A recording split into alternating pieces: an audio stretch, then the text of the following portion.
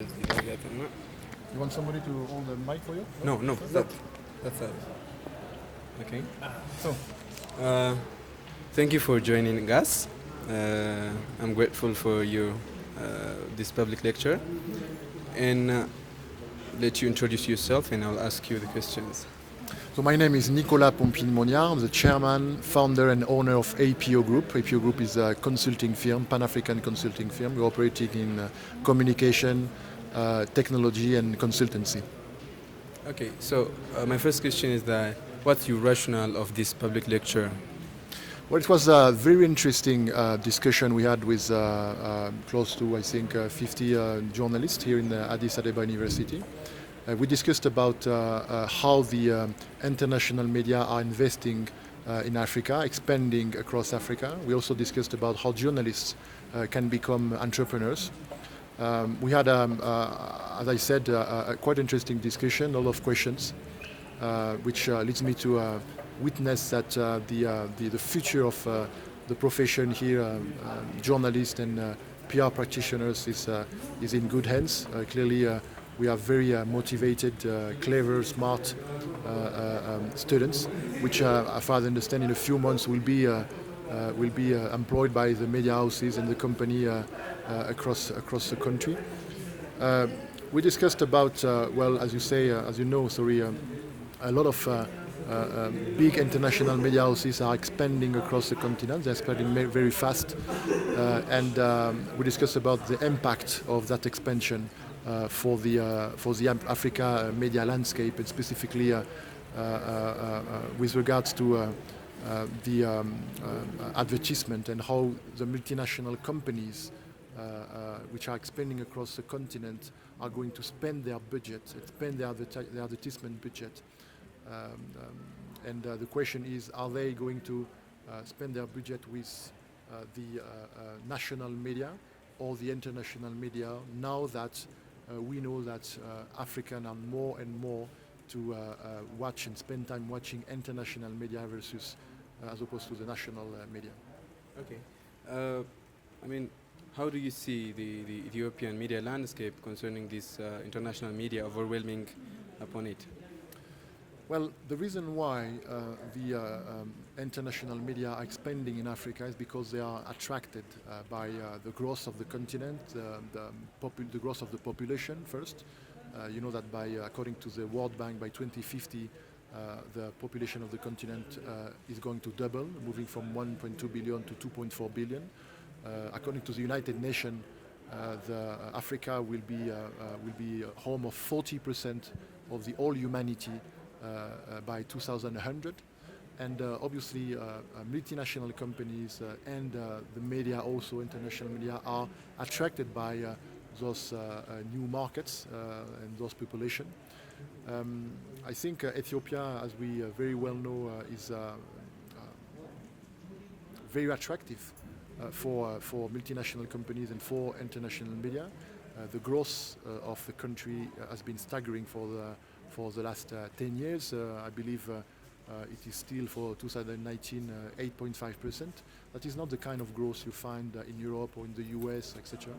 So it's not a surprise that some media will or are starting to expand across Ethiopia and using not only English language but also Amharic language, and I'm sure you're going to see in the coming months or years, couple of years, you will see a lot of international media investing more and expanding their presence across Ethiopia, because Ethiopia is a very attractive market on economic and business point of view. Okay, I think you answered my third question, and but I came up with another. Why you choose Ethiopia is clear. So, do you think that this thing has something to do with the Franco-Ethiopian diplomatic relationship? What do you mean by that? Sorry. Ethiopia and France are diplomatically, they have good relationships. So do you think that these things have something to do with that? Which things? These public lectures which you are My doing? lectures? Yeah. Nothing to do with that. I'm not in any way related to French government. I'm not here as a French. I have two nationalities, by the way. I'm French and Gabonese. No, it's had nothing to do. I'm not at all here to promote French investment or whatever, absolutely not. I'm here to comment on the evolution of the Pan-African media landscape. As a former journalist, as the owner of a company which is in direct connection, direct touch with the African media landscape, I feel concerned by the fact that on one hand I see so many multinational companies investing on the continent and arriving with big advertisement budgets, and on another hand I see those international media positioning themselves across Africa, and which are now in a place where they could very well get the best chunk, the best part of the advertisement budget which is spent by those international companies. In other words, I forecast a situation where most of the advertisement budget of those international multinational company will go to the international media. And that could have potentially tremendous and hopeful consequences on the health of the African media landscape. So that's why I'm here, really. Okay, thank you again for joining us. Okay, have a good time. Fight bad governance will be that we're going to look at the head of states in Africa straight in the eyes and tell them, okay, I'm giving you 10 million to build your bridge, but I'm going to come back in 6 months. If you put the money on your pocket and you haven't built your bridge, I'm not going to give you any more money. They did that for a few years. Now, I was in the room with the president of the African Development Bank in 2007 when he told me, doesn't work. Doesn't work. Because they are putting the money in their pocket. And eventually, when we come and we say, you put the money in your pocket? We're not giving you any more money. Who is suffering? Who is suffering? People. And we are fighting for the people. So what? No bridges anymore? No roads anymore? It's not working. And at the time I was the deputy president of the Pan-African Press Association. And the president of the African Development Bank told me, listen, doesn't work. I had a meeting with the president of the African Development Bank and the general manager of the IMF. We discussed, we brainstormed. We think that actually our biggest ally in that fight against corruption are the African media. They can play a role in the promotion of the good governance. They can, by inquiring, asking questions, make the government accountable for their misuse of the fund, etc., etc. A few years after that, that's where the African Development started to develop some program to support the African media, etc., etc. A few years after that, the World Bank, in 2012, launched a new policy, a new initiative called Communication for Development. You can Google that. Communication for Development. Nobody really is talking about that anymore. But in 2012, in Rome, in Italy, was held, organized by the World Bank, the first World Congress on Communication for Development. The very point of that policy was to train journalists, support journalists, strengthen the media, African media landscape, so they can report on misuse and also to promote good governance. So, I'm answering your question. I was a journalist, but I was also, as I said, the deputy president of the Pan-African Press Association. So basically, in my DNA, there is that idea that journalists in Africa have a huge responsibility and a role to play. In my DNA, there is the idea that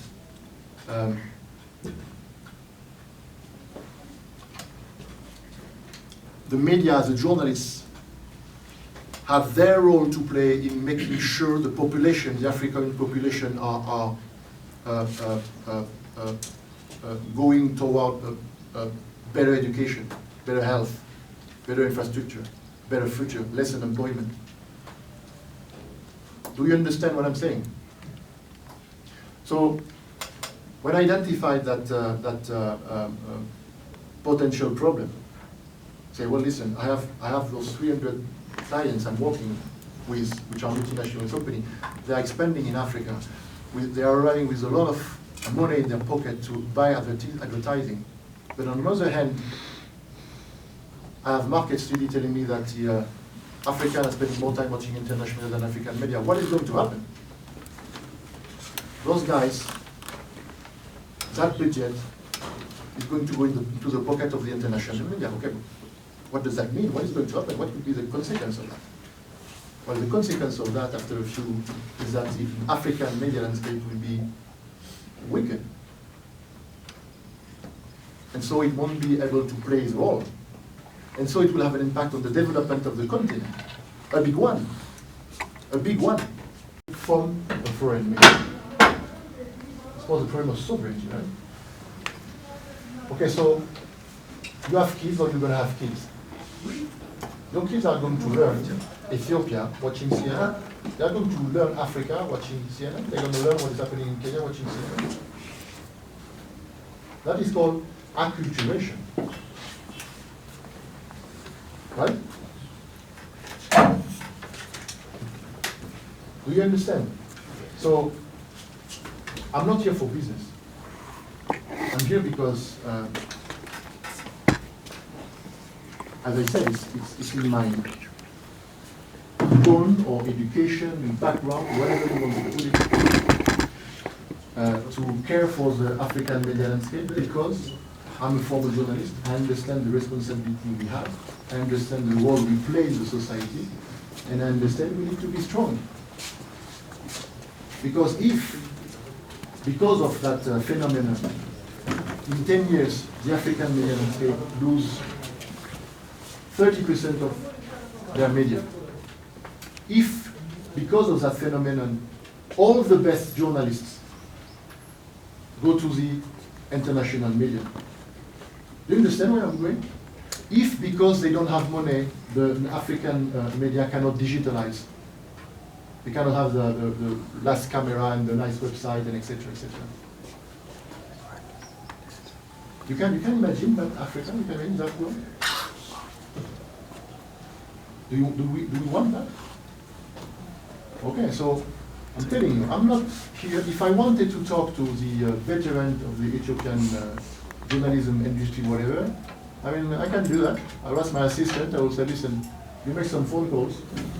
I'm hosting a dinner at the Sheraton. I want 50 journalists. I want all the chief editors. All the most influential chief editors in Ethiopia. Come meet me. I have something to tell you. They're going to come. They're going to come.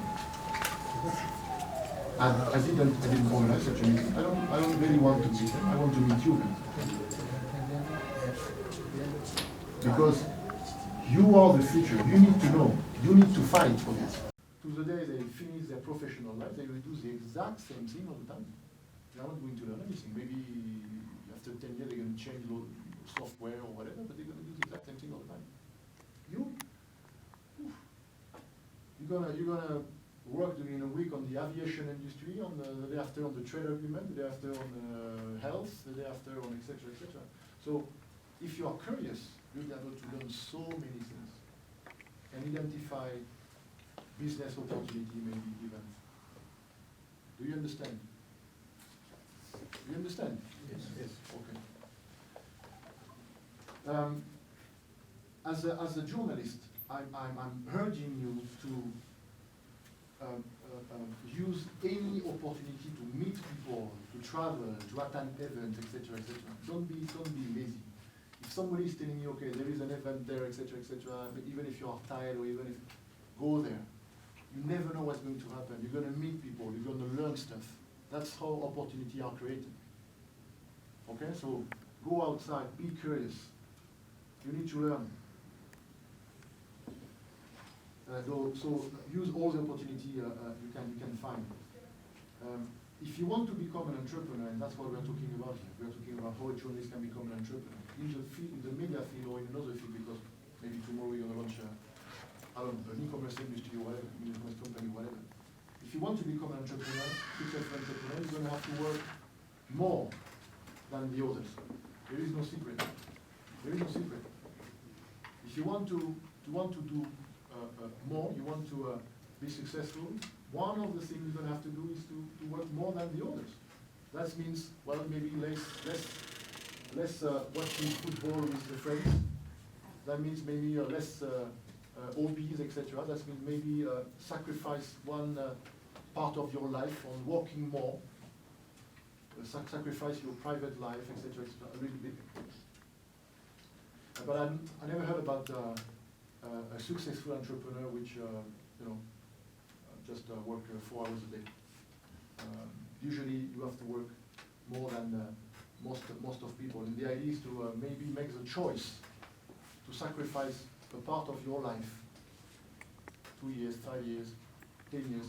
Globally, I saw a study recently, for an entrepreneur it takes 10 years to become a millionaire, average. So it's not 10 years of laziness, it's 10 years of hard work, usually. So you can choose to sacrifice 10 years of your life if you want to, if it is on your objective to achieve that. If you ever decide to create a company, think big. I'll take an example so to illustrate the thing. Let's say you have an idea, because whatever, find an idea. I find so many people which from the beginning think Ethiopia. Have an idea of the super, okay, that thing is, I'm going to sell it in Ethiopia, and Ethiopians are going to buy it. Then, you are in East Africa. You are in East Africa, one of the most dynamic regions in the world. Your neighboring country are Kenya, whatever, etc. I mean, and they speak the same language. You don't even have to change the website. So think big. Do not even think, if you have a project, if you have an idea, and that idea is only applicable to Ethiopia, change the idea. You don't want to be the leader of whatever in Ethiopia, you want to be the leader in Africa, in the world. You want to create a product or a service which you can expand. Why only Ethiopia? Right? Okay, so you need to think big. Another thing, if you can do it on your own, then do it on your own. Do not take any partners or whatever. If you can. Because why would you waste time arguing, discussing, having different opinion? Okay, well, I think our product should be blue, well, I think our product should be red, etc., etc. So if you can do it on your own, do it on your own, even if it's harder. Even if it's harder. Eventually, you will waste less time. And by the way, it will be more rewarding. Another point is when you're going to earn your first income from your activity, from the business you just created, you're going to have a stack of money here. And that stack of money, you may feel the urge to buy a new car, or maybe buy new clothes, or who knows, offer something to your mother, or whatever. Don't do it. Don't do it. Because that pile of money you just made is just the living proof that the model you created is working. It's working. You just did 50 whatever. Don't you want to see if you could make $1 million? Now, if you want to see that, you're going to need to reinvest that money. You don't go on holidays. You have to reinvest that money. If you want to see, you just validated the model. It's working. Somehow, that idea I had, it's actually generating money. Okay, I started small. What do I do with that money? I buy a new car, and I go for blah, blah, and no. You need to feed the model. The model is working. You need to invest. You need to hire salespeople. You need to have a better website. You need to develop new products. You need to hire an assistant, etc., etc. Do you understand? So you have to reinvest all the money you earn at the beginning to grow your business. Do not hire your friends or family. Don't do it. Don't do it, especially at the beginning. Do I have to explain why? I don't have to explain why. I'm sure I don't have to explain why. I don't have the time anyway. So if you can avoid it, don't do it. Another thing is, you're going to need to, so you can be very good at what you're doing. Okay? You're gonna create that model and it's working perfectly and you're very good at what you're doing, etc., etc. But then if you want to grow your company, you cannot do it on your own. You know, there's only 24 hours in a day, right? So one thing you're going to have to learn to do is to share your knowledge. If you are not able to do that, well, I'll take an example of a restaurant. So identify that in Ethiopia there is a project, and that project, it's a big project, and a big French company is arriving in Ethiopia, and they're going to arrive with 20,000 expats, French expats. And I'm opening a restaurant in front of the factory or whatever, and it's a French restaurant, and I'm doing French products and stuff, and the French are so happy to have French food.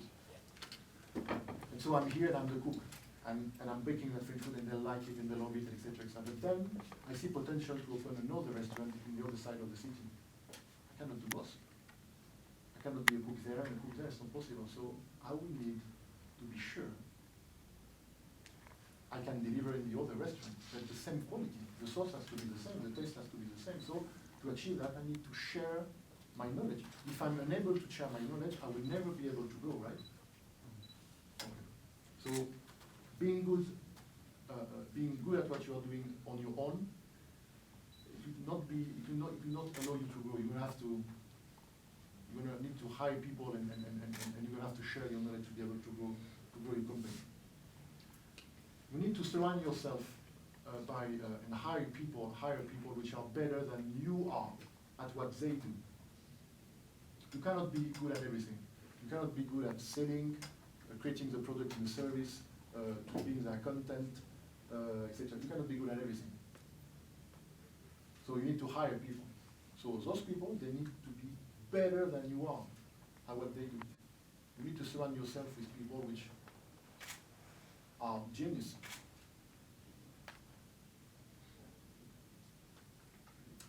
So you need to surround yourself with people which are better than you are at what they do. You need to understand that the real wealth of your company is actually the people. It's not even if I have a factory, my wealth, even if I spend millions in a factory with a new machine, etc., my wealth, the wealth of my company is not the factories, it's the people. Because if I don't have the people to upgrade the machine, etc., what can I do? So the real wealth are the people. That's why you need to respect them, etc., etc. Concerning national media, especially in Africa, I think we don't have, especially broadcast journalists, what are television journalists. Rather than concerning Ethiopia, there is a print journalist, radio journalist we have, but in television journalists, we don't have. There is a special lack of special television journalists. Mm-hmm. So the best reason why the BBC and CNN become more popular because of their correspondent and respondents in Britain and other overseas. As you mentioned that in Kenya or something, yeah. Because of their prominence. I think that point has been kind of addressed already, but again, it's related to resources. So we need the broadcast, television journalists, because if you have a television journalist, especially well-performance and well-known and well-educated or well-professional in that landscape, the presentation style of the news or the content, if the same content in English and in Amharic, they will create a difference in the same audience. Mm-hmm. So the presentation style of the television journalist is create another meaning. The other one is that the research, I mean, or something, or the research that you have already mentioned, I think it's a kind of something maybe. Concerning Ethiopia, 84% of the people... What is your question? You have a question? Yeah, my question, yeah. Concerning all the research. Yeah. I think the research, it's a kind of something. Yeah. So 84%. There is not enough money to pay yourself. The thing can happen. You pay your collaborator. You eat sandwich if needed. You eat whatever potatoes, whatever you eat, whatever for months if needed. But you pay your people. You need to be flexible in the model. So you may have an idea. You say, well, my idea is that okay, I'm going to open that restaurant, etc., etc. In that restaurant, I'm going to sell food and I'm going to sell alcohol, etc., etc. And well, maybe it's not working so well. So maybe you need to change the model. Maybe it's not a restaurant you need to have to sell that French food. Maybe you need to open a shop where you sell French products. My point here is that you don't want to be, you need to have a model which is flexible. From the beginning, from the first idea you have, from the first business idea you have, to the idea which is going to actually lead you to success, it can be completely different. So if you said from the beginning, okay, what is going to work is I'm going to create a soap factory, and those soap will be blue, and that's it. But if it's not working, and if it's the pink soap which are working more, and then you need to go to pink. You know, you need to offer yourself flexibility. You don't have to be stubborn. Eventually, it's about making money, right? So it's not just. So don't be stubborn and offer yourself some flexibility. Don't disperse yourself. Focus on what is working. Don't try to do that and that and that and that and that. Look what is working and focus on that. Dig on that. Focus on your strengths. Okay? There is only 24 hours in a day, right? You need to find partners. A company without partners is, you need to create a network of partners. And if you look around, you're going to find a lot of partners. For instance, if I have a shop of French food, my partners could be, I don't know, the French embassy or the French blah blah blah, or whatever, the French local of association or partners. Could be a brand, a French brand could be a partner. And next thing you know, on the National Day, the French National Day, you are sponsoring the lunch at the embassy with your product. Okay? And then you grow your brand.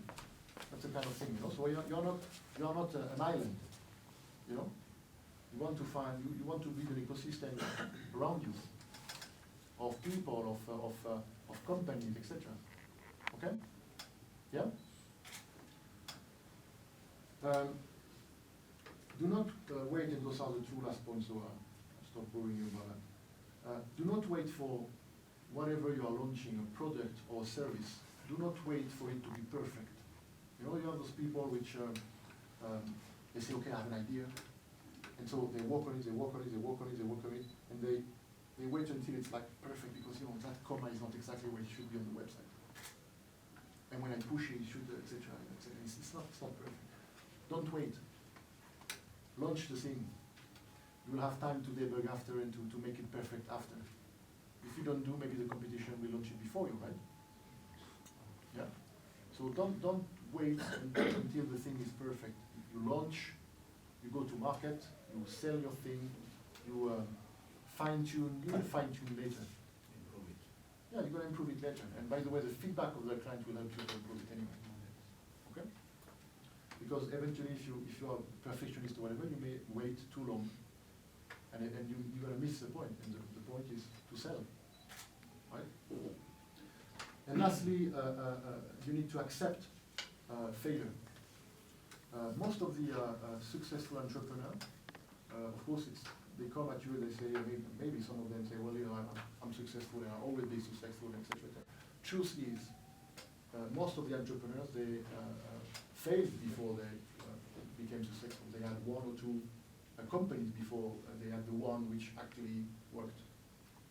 Had to. APO is my second company. I had one before. I failed. But when I started the second one, that's where I realized, wow, I'm not starting from scratch anymore. I learned so much during my previous experience, even if on a commercial point of view, it was a failure. And I guarantee you, some of the most prominent entrepreneurs, globally, etc., if you look at their resume, they had previous experience. They were not successful at the first time. And you learn from your mistakes. And when you start your new venture, You don't start from scratch. Okay, so that second point was just to a very quick, fast, shortly, briefly, draw your attention on the fact that you may be journalism student, PR students, and you may assume that your life, your future is to be employee. That's not true. You can choose to become an entrepreneur. Maybe not in 6 months, maybe in 10 years, when you're going to have a bit more experience or whatever, etc. Maybe, I don't know. But you could become an entrepreneur. As a matter of fact, there's plenty of, in our industry, there's plenty of journalists who create their own media houses, right? Their website, etc. We have examples, right? Yeah. But you don't necessarily have to do that in the media field. You can do it in another field. And as I said, and I'll come back to the first point, because I think the first point is actually the more important, is that, again, if you study accounting, for example, accounting is not maybe a good example, but I mean, there's plenty of people which are going to have a professional life where they will not see and have received as many information as you do. I was yesterday visiting the office of East African. You know East African, that company? Yeah, they do packaging, bottling, they do soap, etc. East Africa. And I mean, they are doing so many things. Well, I'm sure if one of you contact them as a journalist, even as a student actually, and you say, I would love to visit one of the factories. I would love to spend 2 days with you guys, understand what is it you're doing. You simply gonna say no? He's a journalist. He's not a student. He's a journalist, and he says they're gonna say yes. And it's just an example. So, if you are curious, and as a journalist, you need to be curious. If you are curious, there is so many information you can access to, and that could be a prerequisite to become an entrepreneur. So you need at least to understand that, to appreciate it. Everybody can become an entrepreneur. I mean, entrepreneur are not, blue blood or whatever, So most of the entrepreneurs, some of the entrepreneurs, at least, they have become entrepreneurs because they have no choice. In Africa, they said that there is a lot of women entrepreneurs. We have in Africa, if I remember properly, the highest percentage of women entrepreneurs in the world. 25%, which is the highest in the world, right? Of new company creations. Yeah. So African women are, compared to other parts of the world, are creating more companies than the rest of the world. Why? Is it because they have entrepreneurship in their blood? And for most of them, because they have no choice. They have to feed their family, they have to pay the rent, etc., etc. Entrepreneurship is not only for others. And again, in that room, maybe in 10 years, there will be one guy or one woman which is going to be very successful entrepreneur. But you need to know it's possible. I'm here to tell you it's possible. It's very possible. Okay? So feel very confident about it. So I'm going to stop here. I hope it was interesting for you. It was interesting for me because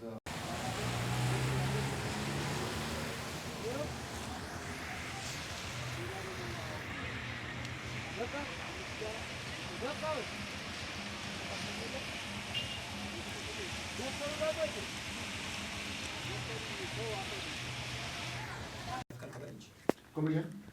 The success of how do you measure the successfulness of a given meeting? So Only by this So you asked the first formulation of your question. What do you think? And it was, I understood your question. I will answer to that. That commonly, we are referring to audience, right?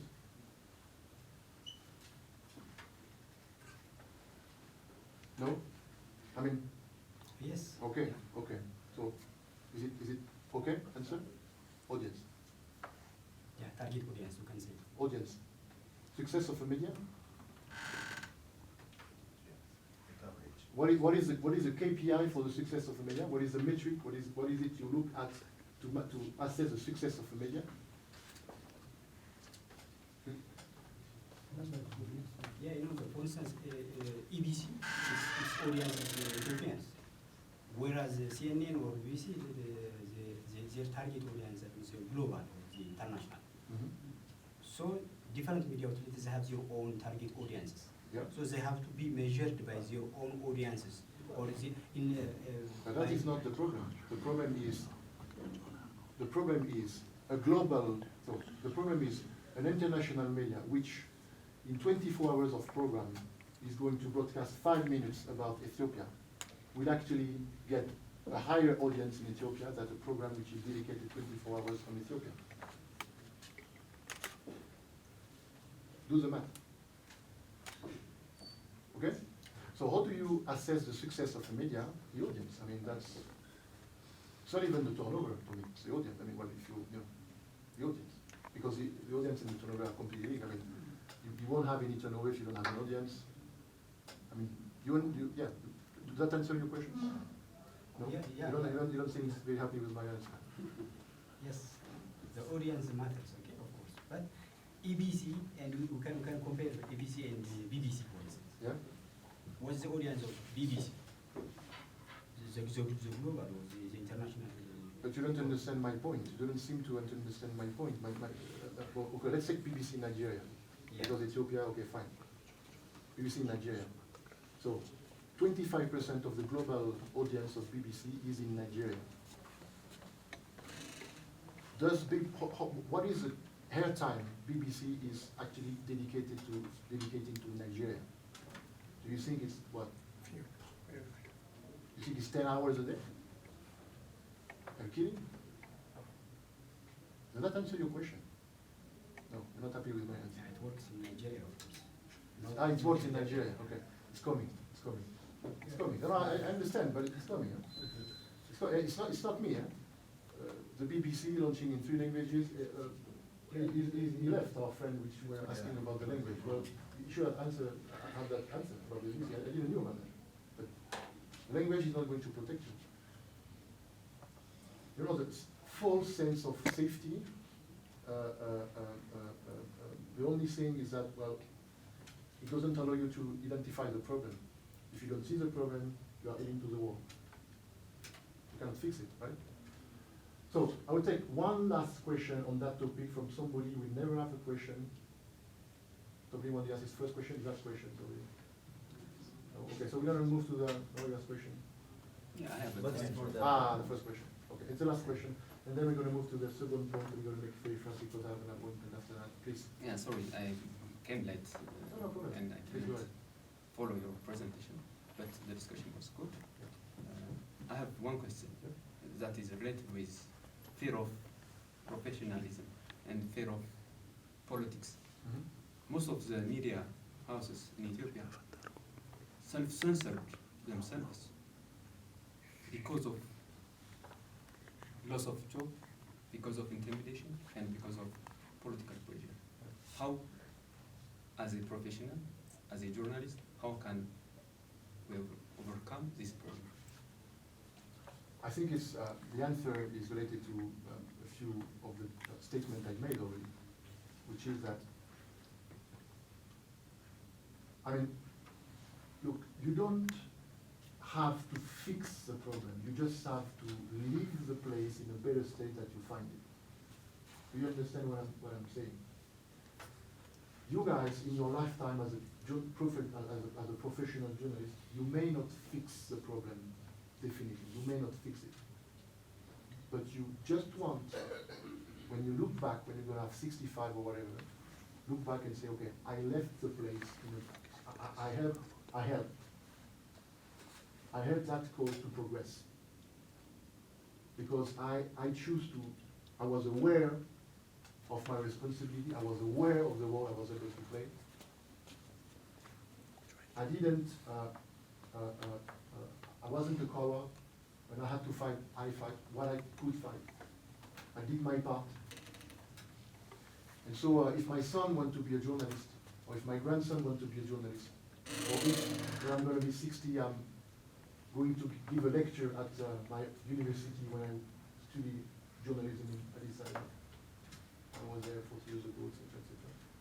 I could tell those, which maybe the people, back in my days it was much more complicated, but we thought, and now it's a little bit better. So you don't have to fix it, but you just want to play your role in that fight. Okay. So I want to very quick move to the second part of that discussion. Second part is called from journalism to entrepreneur, and how a journalist can become an entrepreneur. It's going to be very fast. It's going to be very quick. Those are a list of tips to help you, because here in that room, as I said, some of you will be entrepreneurs. Some of you will maybe create a media someday, or and maybe something else, another type of company, or a PR agency, or a bakery, whatever. So the first thing you need to appreciate, and that's very important, is that actually journalists are in a very, very, very good position to create a company compared to a lot of other people. The reason is that as a journalist, you can do something most people can't. You can ask questions. And you know what? People will answer to you. The big CEOs will answer your questions on their strategy.